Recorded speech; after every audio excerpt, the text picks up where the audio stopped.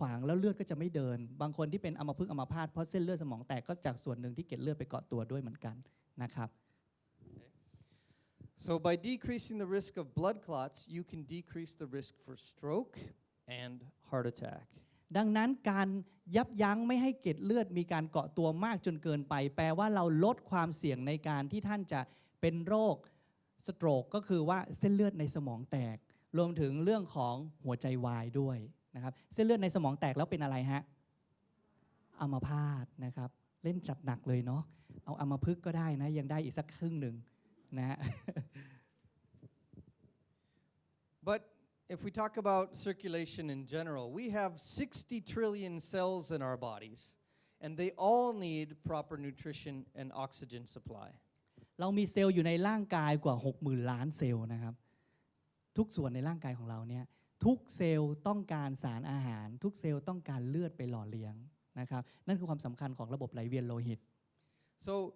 if we don't have proper blood supply, this can promote disease in the body. ดังนั้นถ้าเกิดว่าการไหลเวียนเลือดในส่วนใดส่วนหนึ่งของร่างกายเนี่ยมันไปไม่ถึงนะฮะมันก็จะไปกระตุ้นให้เกิดโรคต่างๆขึ้นมาได้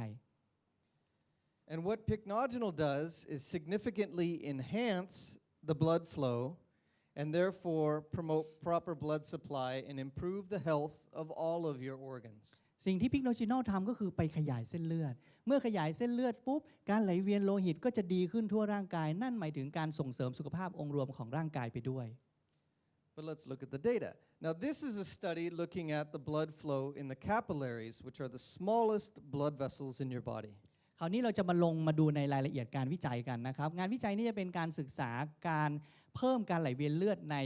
เส้นเลือดที่เขาบอกนี่คือเส้นเลือดคาปิลลารีนี่เป็นจริงๆเส้นเลือดเราจะมีทั้งขนาดใหญ่ขนาดเล็กในร่างกายนะครับการเพิ่มการไหลเวียนเลือดในเส้นเลือดใหญ่ๆมันง่ายอยู่แล้วจริงไหมฮะแต่ถ้าเส้นเล็กๆสุดเนี่ยที่ไปอย่างใต้ผิวนะครับอันนี้การไหลเวียนจะยากขึ้นนะครับเขาก็ทดสอบตรงนั้นเลยนะว่าช่วยหรือไม่ช่วย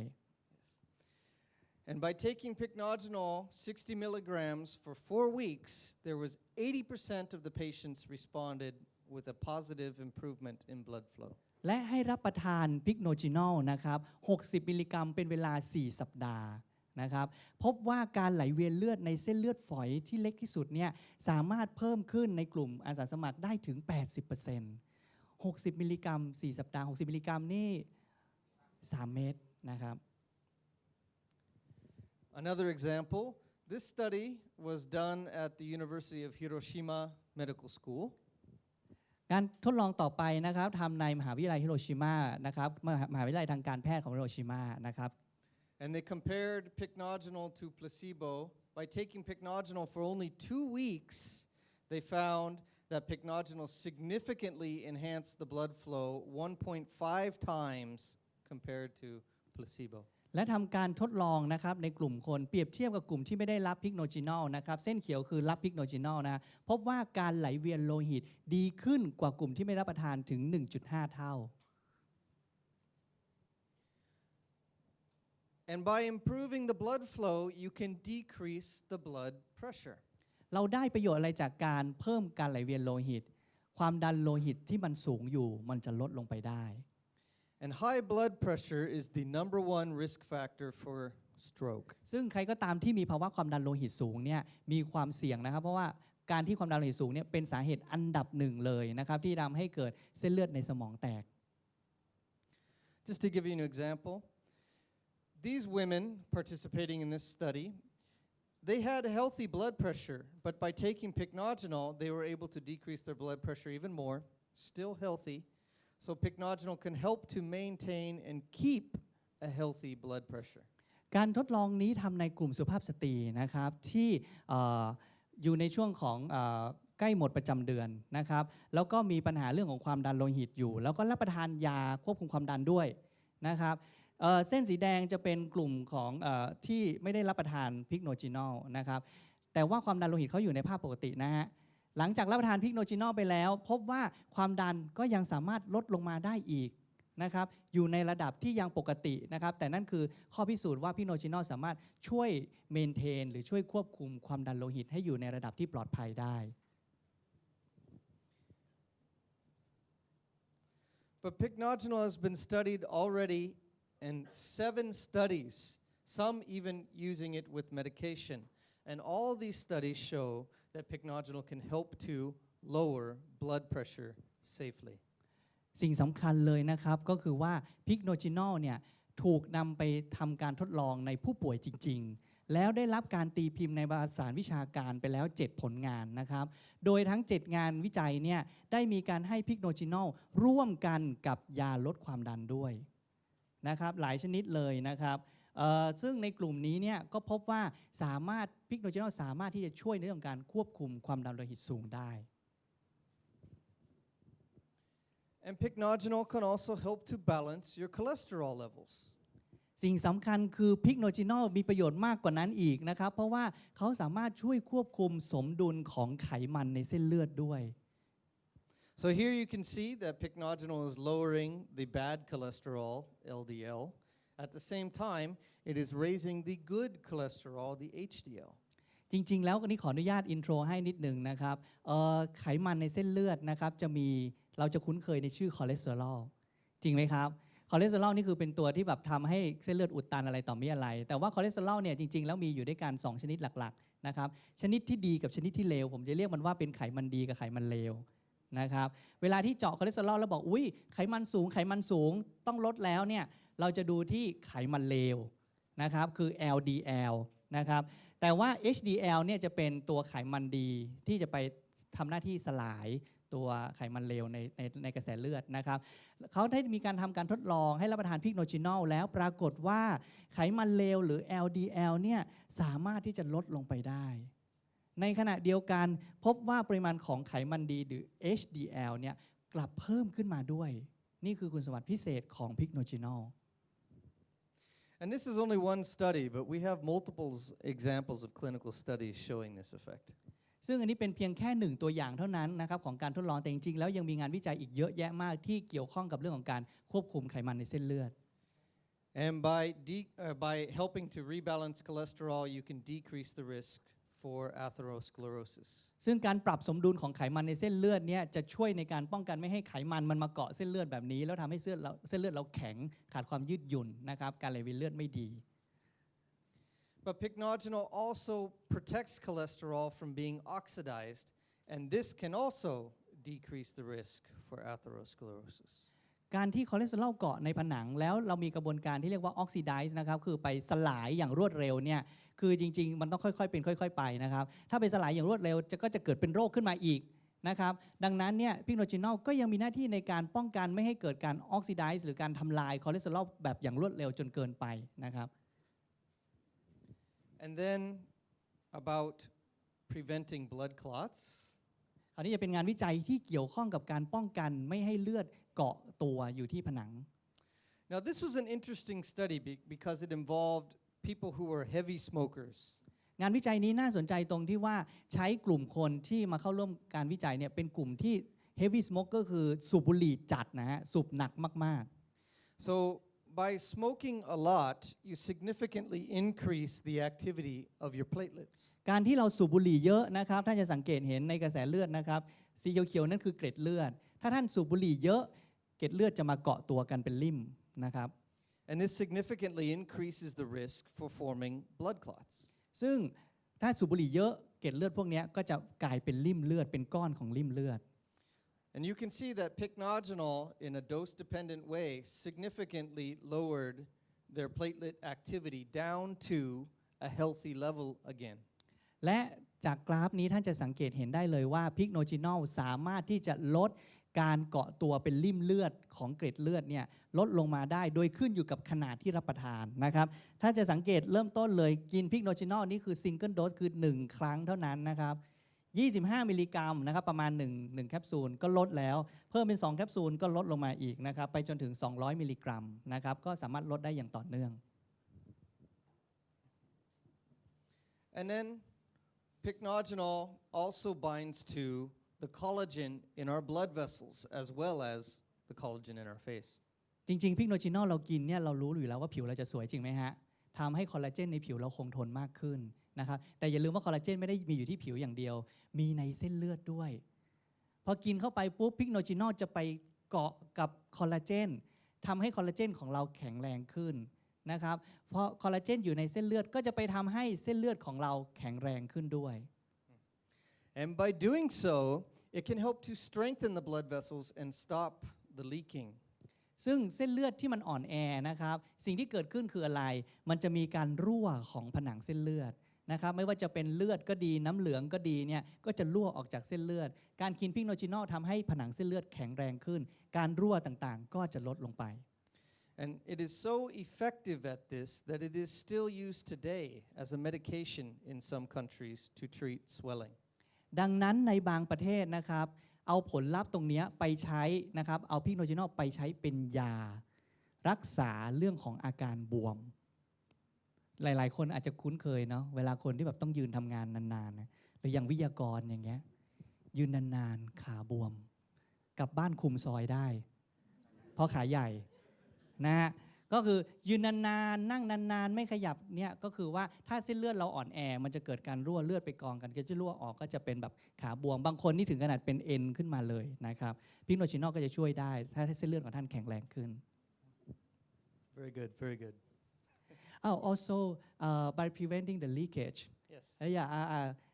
You can prevent the leakage in the eye area. Yes. It can be anywhere in the body, basically. The feet are the most common area of the body that swells. But many people also get the dark circle under the eyes, the puffiness of the eyes. The same thing is leaky blood vessels is mainly the cause for this.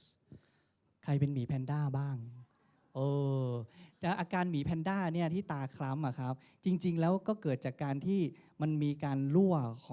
ของเหลวในเส้นเลือดใต้ตาด้วยเหมือนกันนะครับเพราะนั้นถ้าเกิดว่าเส้นเลือดใต้ตาแข็งแรงขึ้นก็คือทานพิกโนชินอลเนี่ยไม่ใช่แค่ลดขาบวมแต่ว่าใต้ตาก็จะลดเรื่องของความคล้ำความแบบบวมลงไปได้ด้วยนะครับ So now we're going to talk about diabetes and blood sugar control. โอ้น่ากลัวเนาะมนุษย์นะฮะข้างใน เป็นอย่างนี้นะเห็นสวยๆข้างนอกนะแต่เราจะมาพูดเจาะลึกเข้าไปข้างในนะครับข้ามไปในเรื่องของการควบคุมระดับน้ำตาลในเลือดในกลุ่มของคนที่เป็นโรคเบาหวานนะฮะ So sugar is absorbed into our body through starches and carbohydrates like rice or bread. น้ำตาลมาจากไหนนะครับน้ำตาลก็เกิดจากการที่เรารับประทานอาหารจำพวกคาร์โบไฮเดรตหรือว่าแป้งนะไม่ว่าจะเป็นข้าวก็ดีก๋วยเตี๋ยวก็ดีขนมเค้กต่างๆก็ดีสุดท้ายจะไปย่อยแล้วเปลี่ยนเป็นน้ำตาล So in order for this to be absorbed into the bloodstream, there are enzymes that break it down to small little pieces to be absorbed. เวลาที่เรารับประทานข้าวก็ดีก๋วยเตี๋ยวก็ดีนะฮะทานพวกแป้งเข้าไปปุ๊บภาพที่เห็นพื้นที่ทั้งหมดตรงนี้คือลำไส้เรานะครับนะด้านนี้คือผนังลำไส้นะครับแล้วเวลาเรากินเข้าไปนะฮะมันก็จะถูกดูดซึมเข้าไปในเส้นเลือดนะครับสิ่งที่เกิดขึ้นคืออะไรเรากินแป้งเราเคี้ยวแป้งร่างกายเราย่อยเสร็จปุ๊บลงมาที่ลำไส้มันจะเป็นก้อนแป้งเล็กๆแบบนี้นะฮะเอนไซม์ที่เป็นตัวย่อยแป้งนะครับเปรียบเทียบเหมือนช่างเจาะตัวนี้นะฮะก็จะทำหน้าที่ย่อยแป้งให้มันเป็นน้ำตาลกลูโคสเป็นเม็ดเล็กๆๆแล้วร่างกายก็จะดูดซึมทำให้มีน้ำตาลในกระแสเลือดเพิ่มขึ้น And what pycnogenol does here is Pycnogenol ทำอะไร pycnogenol inhibits the activity of this enzyme. ท่านเห็นไหมว่ามันทำอะไรมันช้าลงนะครับพิกโนชินอลไปทำหน้าที่ในการยับยั้งเอนไซม์ตัวนี้นะครับทำให้การทำงานย่อยมันช้าลง Therefore, you absorb less sugar,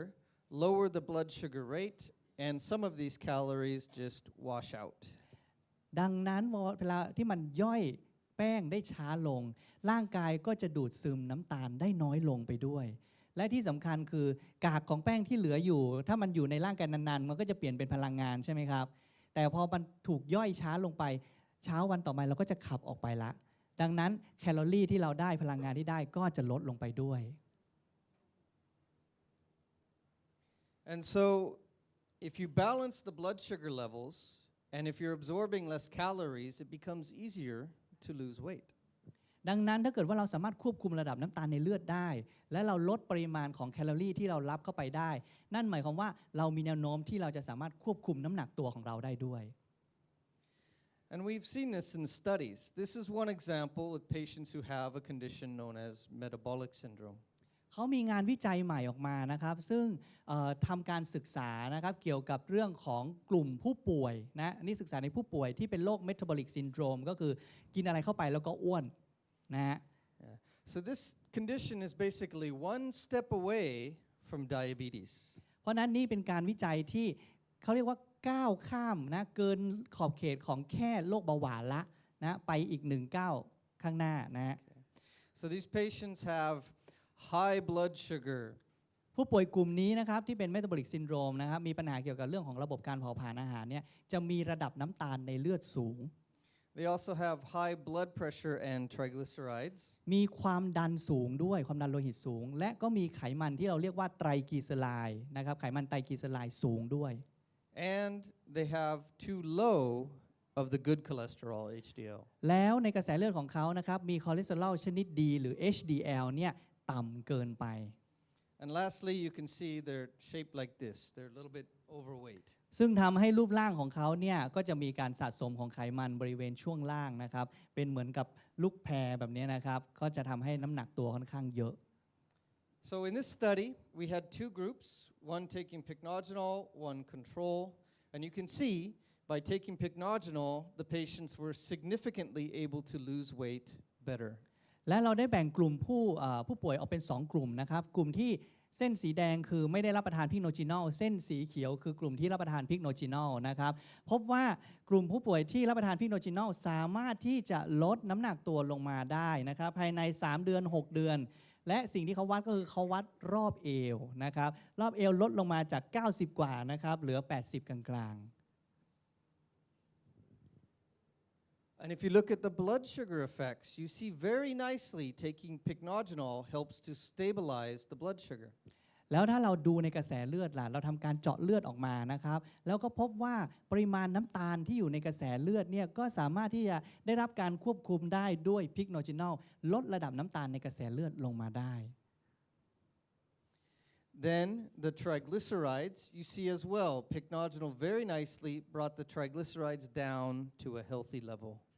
คราวนี้มาดูในส่วนของไขมันไตรกลีเซอไรด์นะครับใครที่ชอบทานแป้งเยอะๆนะบอกว่าฉันไม่ได้กินของทอดฉันไม่ได้กินของทอดทำไมฉันอ้วนทำไมไขมันสูงนะเป็นเพราะว่าแป้งถูกเปลี่ยนเป็นน้ำตาลตัวนี้เป็นไขมันตัวนี้ฮะที่เรียกว่าไตรกลีเซอไรด์หลังจากที่ให้รับประทานไปแล้วเนี่ยปรากฏว่าไตรกลีเซอไรด์ในเส้นเลือดก็ลดลงไปด้วย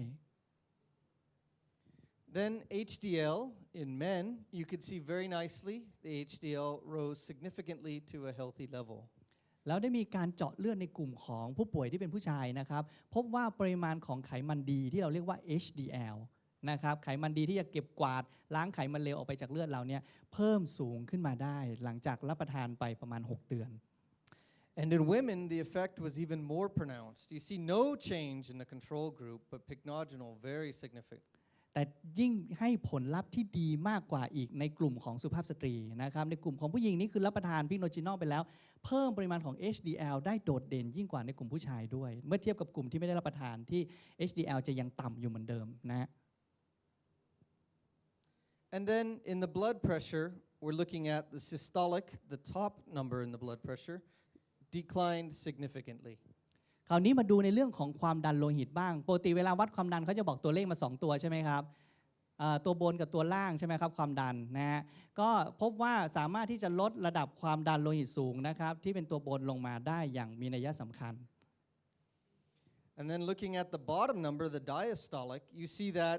the blood pressure declined down back to a healthy level once again. แล้วถ้าเทียบนะครับกับกลุ่มเส้นสีแดงที่ไม่ได้รับประทานพิกโนจินอลนะครับเส้นสีเขียวกลุ่มรับประทานพิกโนจินอลสามารถที่จะลดความดันตัวล่างลงมาอยู่ในระดับปกติได้ So let's look at this. At the start of the study, all the patients taking pycnogenol had metabolic syndrome. จากการวิจัยที่กล่าวมานะครับตอนแรกเริ่มต้นเลยคือกลุ่มผู้ป่วยทุกคนเนี่ยอยู่ในภาวะที่เป็นโรค metabolic syndrome คือโรคเกี่ยวกับระบบการเผาผลาญพลังงาน But by taking pycnogenol, their waist circumference declined, they lost weight. แต่หลังจากรับประทานพิกโนจินอลอย่างต่อเนื่องนะครับสิ่งที่เกิดความเปลี่ยนแปลงก็คือว่ารอบเอวลดลง Triglyceride levels improved. ไขมันไตรกลีเซอไรด์ในเลือดลดลง HDL levels rose. ปริมาณคอเลสเตอรอลชนิดดีหรือที่เรียกว่า HDL ก็เพิ่มขึ้น Blood pressure improved. มีการควบคุมความดันโลหิตสูงได้ดียิ่งขึ้น and blood sugar improved. และสามารถควบคุมระดับน้ำตาลในเลือดได้อย่างปลอดภัย So now, simply by taking pycnogenol, these patients no longer have metabolic syndrome. นั่นหมายความว่าการรับประทานพิกโนชินอลทำได้ง่ายๆ แค่รับประทานพิกโนชินอลก็สามารถจะทำให้ผู้ป่วยกลุ่มนี้ไม่เป็นโรคเมตาบอลิกซินโดรมอีกต่อไปปรบมือได้ครับ ไม่ต้องยั้งนะฮะถ้าท่านแบบว่าชื่นชมกับประสิทธิภาพของมันเนี่ย Yes. And we have similar studies that show similar results. So it's not just this one time. แล้วก็มีงานวิจัยอื่นๆที่ซัพพอร์ตนะครับในเรื่องของการศึกษาในผู้ป่วยกลุ่มนี้ด้วย Then going on to the next category, which is anti-inflammatory. คราวนี้เราจะมาดูฤทธิ์ในการเป็นสารต้านการอักเสบของพิกโนชินอล And you guys are doing great, by the way. We are almost done. Hang in there a little bit more. ให้กำลังใจนะฮะเขาบอกว่าพวกเราทำได้ดีมากเลยนะฮะใกล้จะเสร็จแล้วนะอดทนอีกนิดนึง Yeah. So, เหนื่อยไหมครับ ไม่เหนื่อยเสียงแค่ doing นี้เองเหรอ Good, yeah. Good. Very good. Okay. So one of the most well-known effects as an anti-inflammatory for pycnogenol is improving menstrual pain. หนึ่งกระบวนการของการต่อต้านอักเสบนะครับจริงๆต้องบอกว่าการอักเสบเนี่ยเป็นหนึ่งกระบวนการที่ทำให้เกิดอาการเจ็บปวดนะครับซึ่งพิกโนชินอลเนี่ยถูกนำไปใช้ในการ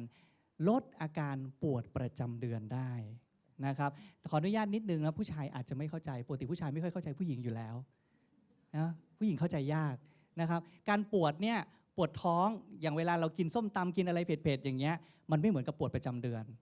นะครับปวดประจำเดือนเป็นกระบวนการอักเสบที่เกิดขึ้นในร่างกายนะครับดังนั้นพิกโนชินอลต้านการอักเสบได้จะเป็นลดการปวดประจำเดือนได้ Mm. ต้องนะเห็น I ไหม don't know what he said, สุ but ภาพ it สตรี sounded ดี good ใจ to me. นะ But pycnogenol is so effective at this that it's actually patented for this action as a medical treatment for dysmenorrhea. ซึ่งการค้นพบนี้นะครับตอนนี้ทำให้พิกโนชินอลเนี่ยได้ถูกจดสิทธิบัตรไปเรียบร้อยแล้ว ในการนำไปใช้รักษาอาการปวดประจำเดือน Now, this is one example. In this study, the women took 60 milligrams of pycnogenol for 1 month. การทดลองนี้นะครับให้สุภาพสตรีรับประทานพิกโนชินอล60 มิลลิกรัมเป็นเวลา 1 เดือน 60 มิลลิกรัมกี่เม็ดครับ 3 เม็ด And as a result, 73% of the women in the study found significant decrease in their pain. จากการทดลองพบว่า 73% ของสุภาพสตรีที่รับประทานพิกโนชินอลมีอาการปวดประจำเดือนลดลง Then also related to women's health is the condition of menopause. อีกเรื่องที่เกี่ยวกับสุขภาพของสุภาพสตรีนะครับก็คือเรื่องของการหมดประจำเดือน Now, in menopause, there are many symptoms that may develop as a result of the decrease in female hormones. ซึ่งสุภาพสตรีเวลาที่ฮอร์โมนในร่างกายลดลงไปนะครับในช่วงของวัยหมดประจำเดือนพอฮอร์โมนลดแล้วมันจะทำให้เกิดภาวะต่างๆ ตามมาอีกเยอะมากๆนะครับ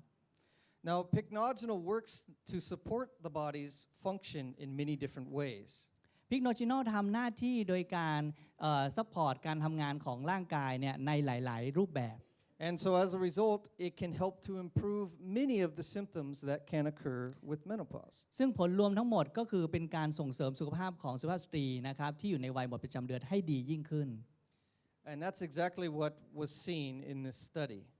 และนี่คือผลการทดลองที่เราได้ทำมา So taking pycnogenol for only 1 month, you see a significant improvement in the menopause symptoms. ซึ่งอาการต่างๆของวัยหมดประจำเดือนนะครับไม่ว่าจะเป็นร้อนวูบวาบหงุดหงิดอะไรต่อมีอะไรเนี่ยเขาดูมันทุกอาการเลยนะครับเพราะว่าหลังจากรับประทานนะครับเพียง1 เดือนเท่านั้นนะครับอาการต่างๆก็ดีขึ้นไปอย่างเห็นได้ชัดนะครับ And then continuing on for the whole 6 months of the study, the improvement continued. และให้รับประทานพิกโนชินอลอย่างต่อเนื่องเป็นเวลาถึง 6 เดือน ท่านก็จะสังเกตเห็นว่าอาการต่างๆดีขึ้นอย่างต่อเนื่อง So pycnogenol can really help to support women throughout their entire life cycle. ดังนั้นพิกโนชินอลจึงสามารถที่จะช่วยดูแลสุภาพสตรีได้ตลอดตั้งแต่ท่านเริ่มมีภาวะของการหมดประจำเดือน Then the last area is talking about healthy joints. และ area สุดท้ายนะครับที่พิกโนจิโนจะช่วยดูแลได้ก็คือการดูแลข้อของท่านข้อต่อของท่านให้มีสุขภาพดีด้วย So there have been 3 clinical studies that are published on patients with osteoarthritis.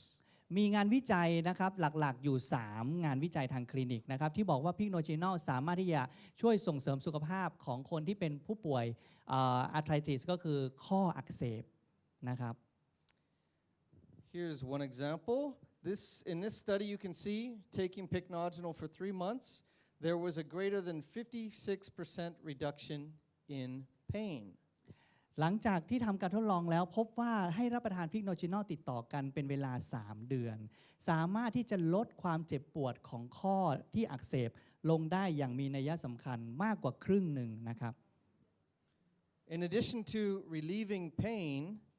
Pycnogenol also improved the function of the joints. ยิ่งไปกว่านั้นนะครับไม่ได้แค่เรื่องของการลดความ